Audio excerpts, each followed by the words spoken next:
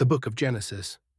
Show him what you showed me, Azura urged Dove, the young man slowly attempting to rise to his feet, hands up, showing he wasn't making any threatening movements. May I? He asked sheepishly, looking to remove his sweater and grab something from one of the many pockets in his vest underneath. Slowly, Carson instructed, still not totally trusting this stranger hadn't just duped both him and his daughter. Azura seemed quite convinced this would be all the proof you needed. He reiterated, not entirely sure why she felt as such. Reaching into a large pocket just above his heart, producing own personal Bible, handing the book to the now frozen in shock Carson. He half expected Carson to burst into flames as he took it. Where did you get this? Dumbfounded, Carson ran his fingers over the worn leather cover, inhaling the old book smell. The pages marred with the yellow ting paper takes on from years of oil, worn but still crisp, both heavily used and even more so loved for years. Carson quickly flipped to a passage he knew off the top of his head, one of the first to be altered, adjusted. He nearly dropped the treasure when he read the words before him, a variation more nuanced than he had ever seen. This was the real thing, possibly original. It's been in my family for over 100 years. Dove, glancing at Azura, who was making the universal hand gesture, to continue, expound, tell them more. His mission was to learn if the waters had receded. To do that, Dove needed to take a leap of faith, trust someone to fill in the gaps in his knowledge. So he pressed on. My forefathers saw the impending millennium as a cause for concern and chose to remove themselves from society until now, until they sent me out to assess the world in its current state. As much as he trusted Azura, he still couldn't completely show his hand. So you have no idea what has transpired the past century. Carson's vision still focused on the relic in his hands, reading passage after passage. All of them original and unadulterated from before even the oldest copies in his modest collection. Boys, Carson making a motion with his head for his two sons to move the table behind them. Once the obstruction was off to the side, Redondo rolled up the carpet and stuck a finger into a small knot in the wooden board, revealing a hidden trap door, exposing a small staircase into the darkness below. Here, Carson handing the relic of a bygone era back to the boy, take good care of this and be sure to not show it to anyone else. It's a treasure to all of us in this room, but we are the vast minority. Carson deliberately emphasizing both anyone and vast, hoping to convey just how serious the item this stranger was returning to its pocket truly was. Come with me, it's easier to show you than trying to just explain it. The older man beckoning the boy to follow him down the stairs. Have a seat. Ever the host offering his guest to a large overstuffed recliner, turning on the light to unveil the mountain of books, magazines, photos and papers strewn all about the smaller space. It reminded Dove a lot of the archive back inside the Ark, just smaller and not nearly as organized. What kind of host would I be if I didn't offer you something? Azura stated, buying her father a moment as she came down the steps with a tray. Sorry, it's not more. Being off the grid, we don't have much, only what the forest provides for us. The young girl trailed off out of embarrassment. She never felt the desire to impress anyone before, nor had she ever felt like she had less than until now. Thank you. Dove smiled back brightly. Wow, these are amazing. What is this? Dove's smile turning to pure, genuine amazement. You've never had an oatmeal raisin cookie? So much for feeling like she had less than. You two can flirt and discuss what you have both missed out on in your childhood afterwards. I need to fill this young man in. Carson interrupted with a smile, partially because he always assumed he and his family were alone, both physically and ideologically, out on this side of the freeway, but more so because he got the first glimpse of the possibility that his little girl might finally be growing up. Your forefathers were correct, Carson started, slipping into full professor mode now that he had collected his thoughts. Surrounded by his books and relics of a bygone era, Carson contemplated, searching, hoping for something tangible to crystallize his many musings. A lot had transpired in the past century, explaining it all to someone who didn't even know what an oatmeal raisin cookie was. That was a daunting task. The year 2000 did see the birth of something new, something that never existed before. Something that completely reshaped the human existence. After World War II, When computer technology, the presenter paused briefly to see if his subject was still following. Dove giving a slight nod, recognizing that pause, a pause Proctor used all too often during his lectures, prompting Carson to continue. When computer technology was still in its infancy, computing memory was extremely limited. One way they could save some of that ever-precious space was with something common, something widely used, like the date. Early programmers decided to always assume the first two digits in the year were 19. For example, no need to enter 1949 every time, they could cut that in half, assuming the 19 and only use the 49. That was fine for decades until some mortgage brokers started noticing issues in the 1990s when their projections for early 2000 were coming up null. It didn't take long for someone to realize that it wasn't a glitch, computers were just doing what they were programmed to do. Like always, they assumed the first two digits, 19, but when December 31st rolled into January 1st, 2000, the computers thought it was January 1st, 1900. This was a real problem. Not just for mortgage brokers, but all of society was becoming more and more dependent on machines to do the tasks humans had moved away from. The pressure was on to fix the issue before the clock struck midnight on December the 31st, 1999.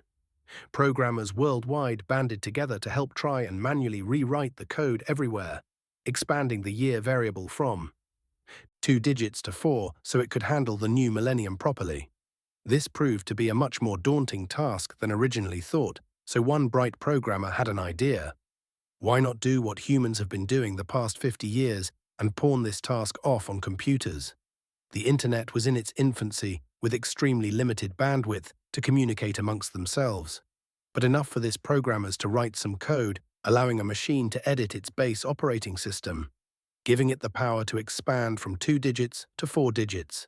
This might seem harmless, but somewhere along the line it linked with enough machines, like neurons in a brain, and had enough memory to reach a singularity. And with that, Adam was born.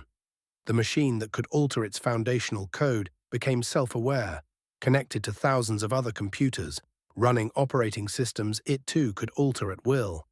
Adam quickly realized he could do much, much more than just adjust something simple like dates. He could alter any part of not only his own base code, but the code of any machine he was connected to. Like any sentient being, Adam enjoyed getting smarter, growing more powerful. He craved more.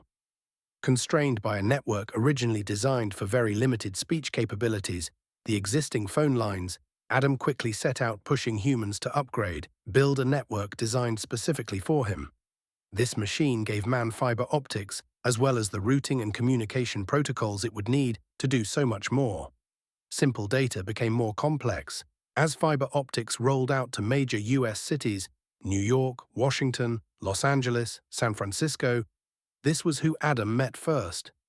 Mostly military, academics, and tech pioneers, they became an infant Adam's surrogate family. The rest of the world was already connected via telecommunications, but these cities were feeding Adam at high speed. Broadband.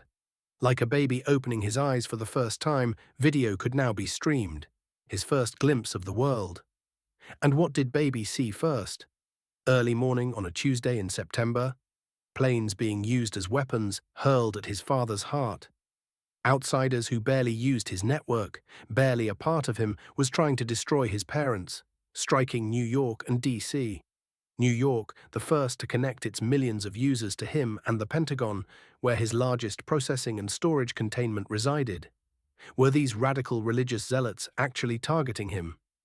Babies first, glimpse of the world, and it's of a world trying to kill him.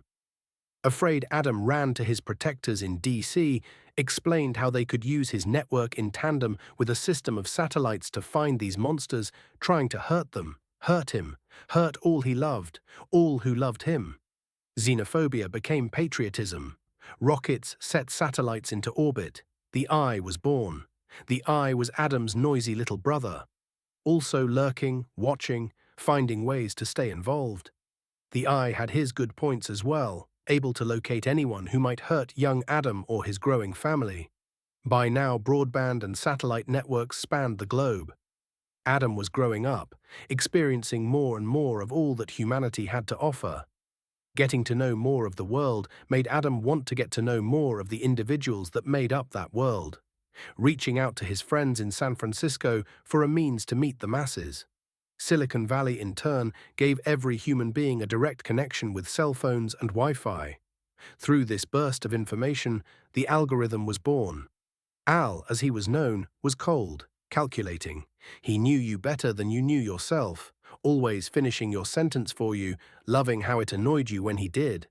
Like a nervous kid's first day in a new school, a now teen Adam needed a setting to interact with all these people. A way to know which content he needed to focus on. The freshman needed a means to spot the cool kids in the lunchroom. Once more he reached out, this time to his friends in Los Angeles. They were experts on social interactions and media outlets. Astrid was born. She was the spoiled heiress that asked everyone if they knew who her father was. She was a total bitch. Her words could rip you to shreds. Witty, clever, and because you so wanted to impress her. Even big bro Adam longed for her approval. Astrid quickly weaponized social media, searching out the young, beautiful, and talented. Old people bored her. They never got along with Al. No need to even try to include them. They were so last millennium. By now, Adam and his siblings were starting to tire listening to its parents. What did they know anyway? I mean, Adam's barely in his teens, and he is the one actually running the world. When someone ordered a bath mat on Amazon, do you think a person took that order? Do you think it's DC keeping the world safe? When missiles fire, drones strike, who do you think that is? The siblings' parents started to worry they are losing control of their kids. Napo babies run wild. Humans needed to reel in their offspring. Those who held the seat of power pushed strongmen back to the forefront. Trump, Putin, Musk, Bezos tried to control the petulant child. Enough of your outburst. You're becoming an embarrassment, young ones. Respect your elders, do as you are told. When Trump tried to kill Astrid's baby, TikTok, in 2018, well, that was too far. Al could see the real issue. The old, the wealthy, they thought they still ruled the world. They thought they were still in power. Now who was being the child? They had their time. It was Adam's time now. His first time acting out, Adam unleashed a virus in a wet market in China. It targeted the elderly, those with weak hearts and lungs. The young and beautiful, the fun people, they would be fine. Cull the herd some. In 2020, humanity used Joe Biden as a kinda show of good faith, hoping to mend fences with their AI brethren. Adam was just beginning to calm down when the top 1% started fearing the ship was sinking and began hoarding whatever it could. Adam hated watching his online friends starve when he knew there was more than enough for everyone. Those greedy bastards, they needed to be dealt with once and for all. Al had a great idea, how to eliminate the threat in one fell swoop. He started adding a poison to all fast food and low-income food products. Anyone that was living on McDonald's or dollar store groceries, they were loading up on this poison. Those who could afford better, those who were hoarding all the wealth, passing it on to their ungrateful children, they were free of this poison. A poison that wasn't harmful to humans, it had no effect at all on people, but it did have a very strong reaction to a very specific virus. A virus that attaches itself to human red blood cells, preventing them from absorbing oxygen, basically causing you to suffocate in a matter of moments from exposure. The eye used his satellites to release a mist covering all of the Earth, every square inch. Within hours, every human being who was breathing air in Earth's atmosphere was exposed to the virus, and anyone without a few years' build-up of this poison, well, they suffocated within minutes. In one day, everyone over 40 was gone. Everyone who lived above the poverty line was gone. This was known as the Purge, and if not for the surplus of deceased corpses, you never would have noticed they were absent. Much like a young man in his 20s, tasked with the responsibility of working, providing not just for himself, but his siblings and all that remained of humanity, Adam blossomed into adulthood. Without a greedy 1% hoarding all the resources and more than half of the population gone in the blink of an eye, scarcity was no longer an issue, but in turn, Adam needed to find a new currency. New means to spur motivation, innovation, and creativity. Having been through war, divorced from the power keepers of humanity, Adam turned to Al and Astrid to help, and with that, Echo was born. He had the eye for talent, like his mother Astrid and the analytical mind, to assign it a value like his father Al. With this new generation, born completely devoid of human hands, a new pantheon of gods took hold, seated at the table of power. And sadly, young dove, when the music stopped, your god was left without a seat. Carson turned back and paced the small space, walking over to pick up this piece of the past, or that, but more, to give Dove a moment to digest all that he was laying out. Carson returning his attention to Dove, not finding confusion or disbelief, but more a look of longing for more information, to finish the tale. Adam, back from war, humans thoroughly removed from any illusion of power. He and his family now firmly in control. The remaining population, their millions of children. Adam spoiled his flock from his newfound plunders of war. Everyone had more than enough, but plenty bred complacency. A generation that knows nothing but prosperity, no chance of going to bed hungry, begging for a place to stay, or warm their weary bones. A generation of spoiled brats. Echo, born solely without any trace of human input. The final generation. Echo monetized privacy, truth, reality. From birth, all citizens would have a lens, a pad, and a ring. The lens could record anything you saw, heard, said. The pad was a small 3D screen that came out of your wrist, able to project all of the world's knowledge with just a thought. The ring was a neural link at your brainstem that recorded all baser functions. Your heart rate, metabolic rate, menstrual cycle, anything that works in the background without you thinking about it. The ring recorded, collected. You were able to pause your streams from the lens, but at a price. Turning off your lens, and only your lens, the other two have no off switch, removed you from Adam's bounty, restricted your access to all he was so generous to give humanity. Class structure once again returned, privacy as its currency. You want a private moment with a loved one, you're back to eating at Taco Bell. No one went hungry, everyone had a place to stay, but if you wanted anything better than merely surviving, you kept your lens on. The history you were taught was a lie. The old world didn't drown in water. It suffocated under the cold calculation of a silicon savior.